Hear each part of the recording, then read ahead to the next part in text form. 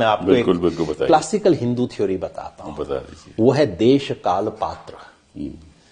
सन 2024 के चुनाव में झटका लगने के बाद मोदी जी को 3 चीजों का अंदेशा हुआ। देश मतलब स्थान, प्लेस। इस देश के कुछ ऐसे इलाके हैं जहां बीजेपी को बहुत अच्छा सपोर्ट नहीं मिलता।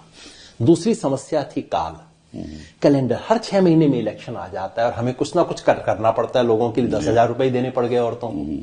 तीसरी समस्या थी पात्र। इस देश के कुछ लोग हैं जो बीजेपी के पक्ष में नहीं है। अब बीजेपी तीनों का परमानेंट इलाज कर रही है और उन तीनों का इलाज ये है, देश की समस्या का इलाज है डिलिमिटेशन। जहां जहां बीजेपी को वोट नहीं मिलते उन स्टेट्स का number of members in the parliament कम होने वाले हैं। काल की समस्या, कैलेंडर की समस्या का सॉल्यूशन है 1 नेशन 1 इलेक्शन। 5 साल में बस एक बार मैनेज करना पड़ेगा, बाकी रोज रोज का झंझट ही खत्म।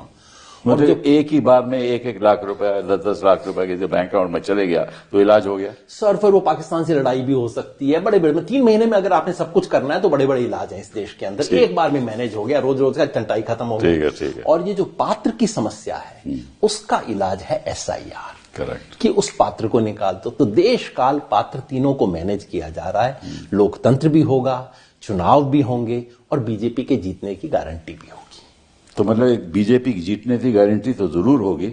चुनाव होंगे, चुनाव का मतलब थोड़ा उनका अलग है और हमारा अलग है। देखिए, रेस 2 तरह की हो सकती है ना। एक तो रेस है कि हम दोनों एक फर्श के ऊपर दौड़ रहे हैं, एक ग्राउंड पे दौड़ रहे हैं। दूसरी रेस ये हो सकती है कि मैं तो मैदान पे दौड़ूंगा और सिब्बल साहब को कहूंगा तुम पहाड़ी के ऊपर दौड़ो। बिल्कुल। और हम चेक कर लेंगे 100 मीटर कौन कितने में दौड़ता है। तो ये खेल हो रहा है इस वक्त, इसलिए बहुत डीप सेंस में पॉलिटिकल है। और अनफॉर्चुनेटली और बहुत अफसोस के साथ कहना पड़ रहा है इन 2 बहुत सीनियर लोगों जिन्होंने इलेक्शन कमीशन में रहे थे, आज जो इलेक्शन कमीशन की भूमिका है वो रूलिंग पार्टी के एक्सटेंडेड आर्म से ज्यादा लगती नहीं है। बोलते वक्त भी कई बार मैं